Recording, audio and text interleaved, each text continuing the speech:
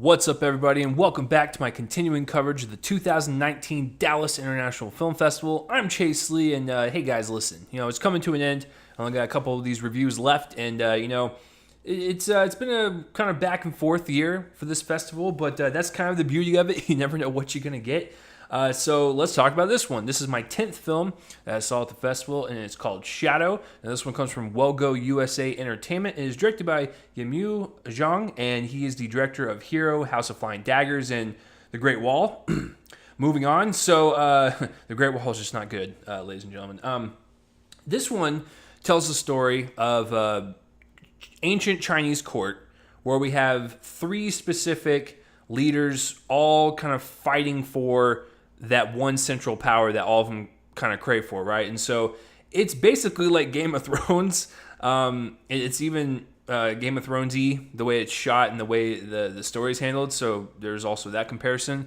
But it's very simplistic. There's really nothing more to it. It's three specific areas fighting for power. All of them have a different skill set in terms of fighting, wit, intelligence. So it's fun to kind of see the banter go back and forth. But with this one, I had no idea what it was about. Went into this one blind. Always love me some Asian cinema, whether it be outrageous in terms of excessive gore or melodrama or just bonkers attitude from Asia. I love anything that comes from over there. And so with the director of the House of Flying Daggers and of course Hero, there is some pedigree here. So you go in knowing that, and you're like, okay, what am I going to get with this? Because I actually, I did see a snippet of the trailer before I saw the movie, and I was like, okay, cool. It visually looks pleasing.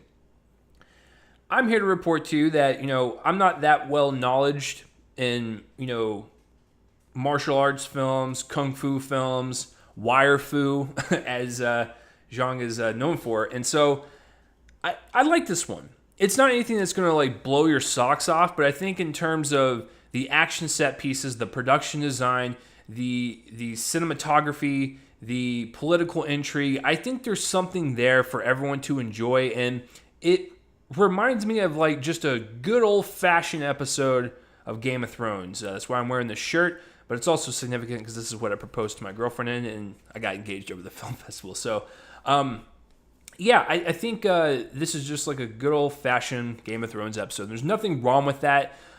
Just to get out some of the nitpicks out of the way, this isn't anything that like derailed my experience, but this is something that does kind of weigh the movie down just a hair.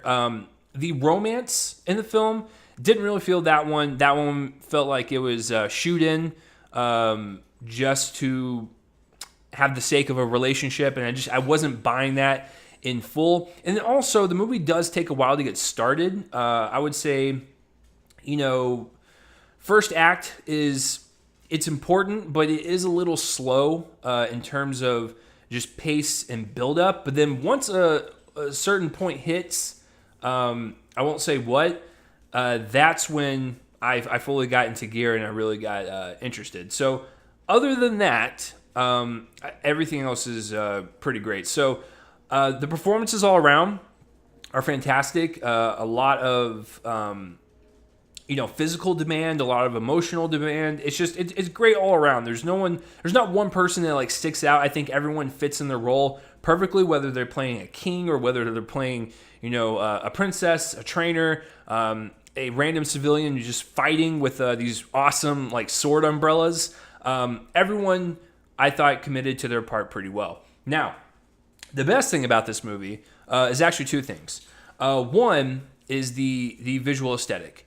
There is this interesting play with black and white that not only plays into the story's themes, but also is a really great kind of visual cue for several reasons. So, first of all, the story element to it is that this story is playing a lot with yin and yang, a lot of shadows, people always behind someone at all times. So it's almost like that paranoia and fear that kings face, because assassination is the name of the game for this movie. And so it's really awesome to kind of see the yin yang thing kind of play out story wise, but also in the black and white kind of color palette as well. And then also, it looks like a graphic novel. It looks like if this was animated, it would be a really cool anime. Even there were shot compositions that reminded me of like a panel in a comic book, and so I thought that was cool. You don't really get to see that anymore. It kind of just added, a little extra flair to it. And then also, it highlighted the violence a lot more. So it was a lot more brutal and a lot more visceral, and really kind of cut deep, pun intended, with the cringiness in the audience when anything violent would happen, because the blood would stand out. The red would be fully emphasized 1,000 times more with this black and white aesthetic, and I thought that was also pleasing. So, I talked about that, and then, of course, the production design is really, really neat. A lot of time and effort went into these things, and everything looks really great. If you're talking about ancient kind of China, not really modern China, so to speak, it looks like it's set in that particular time. So I thought everything looked pretty great. And then something that probably a lot of people won't bring up is the sound design, whether it be the kind of eerie music that plays throughout. It's very loose music. It's like one note kind of flinging of the string and then letting that thing kind of reverberate throughout the screen. So it's kind of eerie and unsettling. And then also the sound design of the fight sequences are spectacular. Anytime when the swords would clink against wood or against each other, against armor, against flesh, it's just, all of it was just really precise and really kind of got under your skin, and it just made the experience a little bit better.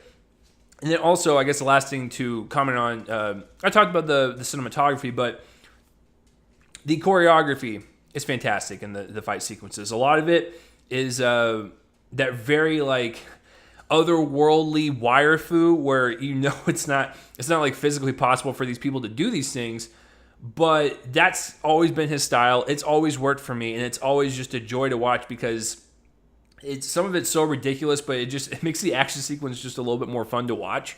So it's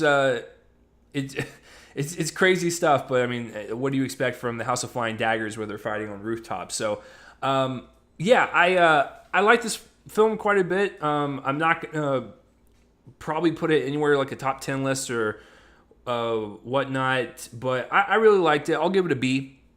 Let me know down below what you thought of it. I'm sure there's people out there that have seen it that really love it. Please let me know down below why you love it so much. It's got that political intrigue that you want from a story. You have people betraying each other. You have this paranoia of who's going to assassinate who. You have the great action choreography. You have a pretty interesting production design and cinematography. It's a neat little flick, and I would implore you to watch it if you love Asian cinema. So, with that being said, that will do it for this review, guys, and tune in next time for whatever I review next for the Dallas International Film Festival. I only have one more left, so it's bittersweet. So, I will see you guys later.